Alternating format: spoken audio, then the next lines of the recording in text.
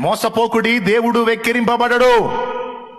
మోసపోకుడి, దేవుడైతే వెక్కిరింపబడడు. మనుషుడా, నువ్వు ఏం విత్తుతావో ఆ పంటనే కోస్తావని దేవుని వాక్యం ఘంటాపదంగా సాక్ష్యం ఇచ్చింది. నువ్వు అనుకుంటున్నావేమో దేవుణ్ణి మోసం చేస్తున్నాను, మనుషుల్ని మోసం చేస్తున్నానని. కాదు, నిన్ను నువ్వే మోసం చేసుకుంటున్నావు. నువ్వు ఏం విత్తుతావో ఖచ్చితంగా ఒకనాడు ఆ పంట కోస్తావు. కాబట్టి నువ్వు విత్తుతున్నవేవో జాగ్రత్తగా చూచి విత్తుకో. అప్పుడు నీవు ఆశీర్వాదమును పంట కోస్తావు. నువ్వు పిచ్చి పిచ్చిగా విత్తావనుకో, భవిష్యత్తు శాపం అనే పంట కోస్తావు. ఇప్పుడు కొన్ని విత్తనాలు విత్తుతున్నప్పుడు భలే హాయిగా, సూపర్గా, ఎంజాయ్గా, మజాగా ఓ రేంజ్లో ఉంటది.